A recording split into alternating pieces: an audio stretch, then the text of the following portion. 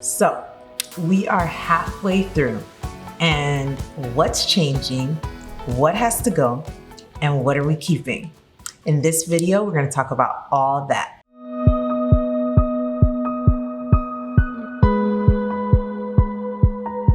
Hey girly, my name is Wendy and I am a homeschooling stay-at-home mom of 4 little ones. And on this channel, I talk about all things homeschooling, homemaking, mommy self-care, and kids empowerment.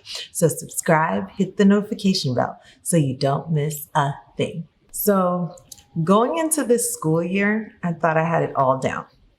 It's my 6th year homeschooling, got it in the bag. I know what I'm doing.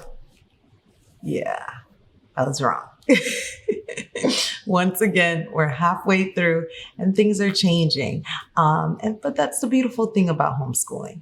That's the joy, that you get to mold it and make it into what works for you, even halfway through, because mom changes, the children change, life happens. And the beautiful thing is that you can make it work for you. First things first, what are we keeping? What's working? Language arts. We are loving the good and the beautiful language art. It is challenging, it's dynamic, it's fun, and being someone who did, because we're doing the level 1 and the level 3 of the good and the beautiful language arts, and being someone who has done the level 1, the old one, with my oldest, and now redoing it again with my daughter. And the updates are amazing. The updates have made it so that it's just so much more, I guess, bearable, for lack of a better word. It's so much easier for us to get through a lesson, to enjoy a lesson, to dive deep into what the lesson is about. We are just loving our language arts. At the beginning of the year, my son was struggling a little bit with the level 3 because it is challenging and he has more required of him than what was required in level 2. And so one of you guys actually suggested, Wendy, why not just, because how the lesson is split is you've got the teacher portion and then you've got the independent portion in the back for the student, or on the next page. One of you guys suggested just split it in 2. That's how we do it. We do me teaching my lesson one day and him doing his independent lesson in the other day. And I did it and it worked perfect for a couple of months. And it got to the point where it was a breeze. And so now we're able to complete a full lesson with him doing his independent work and me teaching him within the same day, which is amazing. He just needed some practice, to work that independent work muscle and not just be so dependent on me.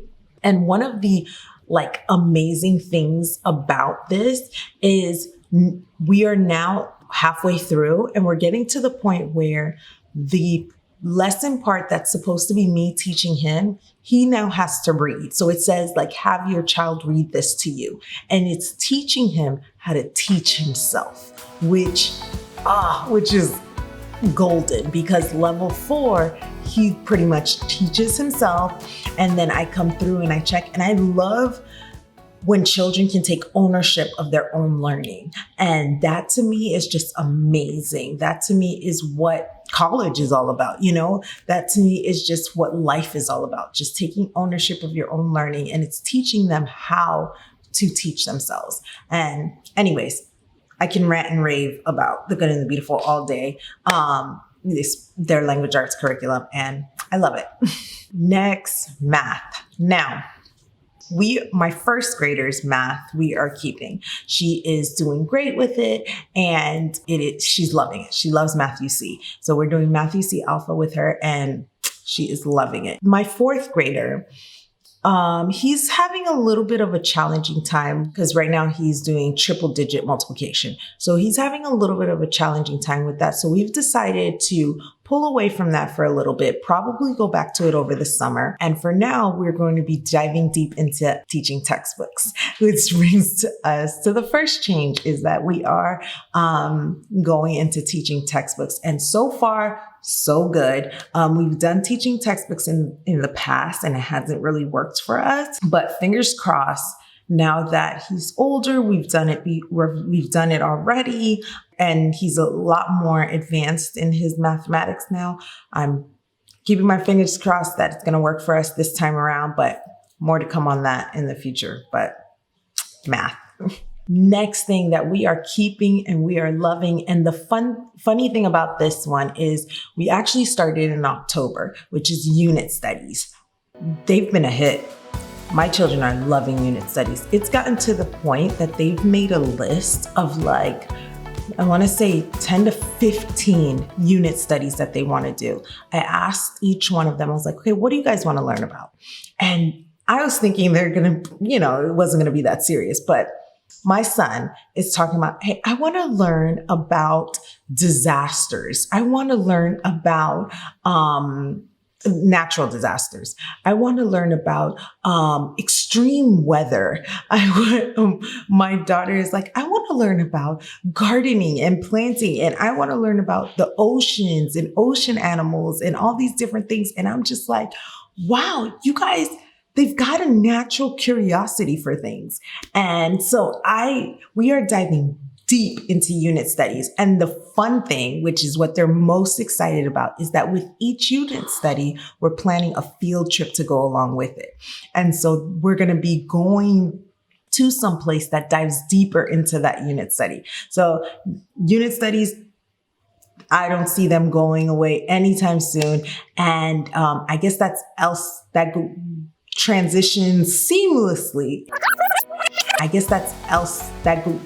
Transitions seamlessly into what's changing, which is science. So we were doing the good and the beautiful science unit, but because we are diving so deep into unit studies, now we're going to be eliminating those sciences, and our unit studies are actually going to be our science now. So that is another change that's happening. So since we're talking about changing, the good and the beautiful history is not working for our family. And I'm shocked. We love the good and the beautiful. So I just, naturally expected it to work, but it's not working. And I have tried to push it. And it's not what's right for us. And with our age group and just how things are laid out, it's not working for us. And so we are going into the story of the world. And I am so excited, guys. I am ridiculously excited. My friends, Katie from Life in the Mundane and Megan from Pennies and Pearls love the story of the world. And they have a bunch of videos about the story of the world. I'll go ahead and link them in the description. Check out those videos because they're pretty much my guide. I'm going to be leaning on them heavily, but it's just I'm really excited because what I was explaining to them when I was asking them for a history curriculum recommendation is that history for me has never really been my thing. It's just always been super boring to me. And so because of that, it's just not a thing that I like to teach or that I like to learn about. And there's so many people that are fascinated with history, including my son. My son is obsessed with all types of books that teach about the history, the I Survive books, the Christian Heroes books, the Odyssey books, just anything that talks about history, anything that dives deep into history, he's all for it. And so I want to foster that and I want to nurture that. And also, to be real and to be honest, I want to dive deep into history too. I want to learn more about history too. And I want to come at it from a place of, loving it and learning to love it. And so I asked him, I specifically said, Megan, what is a history curriculum that will not only teach them, but teach me too? And so she was like, the story of the world is so good. It would work so perfect. You can make it as grand as you want, and you can keep it as simple as you want. And because it's in story form, it works for such a wide range of age groups. And so I am beyond excited to dive deep into this curriculum. And like I said, please check out their videos in the description. They do a beautiful job at explaining all the perks and letting you get an inside look and all. It'll be linked. Now, a few things that we are going to be adding this year. Number one is my daughter, my 1-year-old, guys. She is very inquisitive. Oh my gosh, everybody thinks their child is smart, but she's just naturally, she wants to learn. She gravitates towards learning. I don't know, it's because she's in a homeschool environment in which everybody's learning. But I noticed that she's doing certain things that are like, okay, let me foster this. Let me nurture this. And so we are going to be starting a Montessori type hands-on schooling with her. So now let's get this straight. I'm not going to be sitting her down and being like, what is A? What is B? Like, no, it is going to be all hands-on, all self-taught, all very, very Montessori inspired. And she's going to love it, guys. And I am super excited to have something set specifically for her to learn, for her to grow in her skills, and just to nurture that stage and that environment that she's in right now. So that's one thing that we are adding to our homeschool this second half. The second thing that we are adding is we are adding JDA's geography curriculum. Now, her geography curriculum is very much hands-on and it's centered around the United States. And so it's very hands-on. It really goes in depth into teaching states and capitals and all those things. And so we are looking forward to just learning more about that.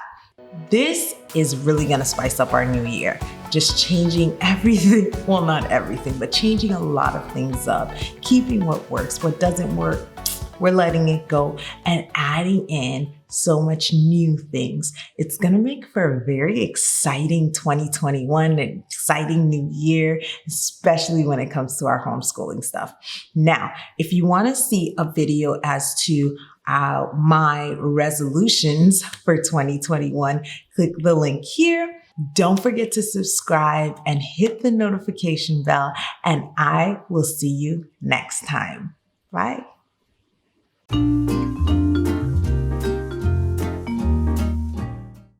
Just gotta warm up. Warm up, warm up.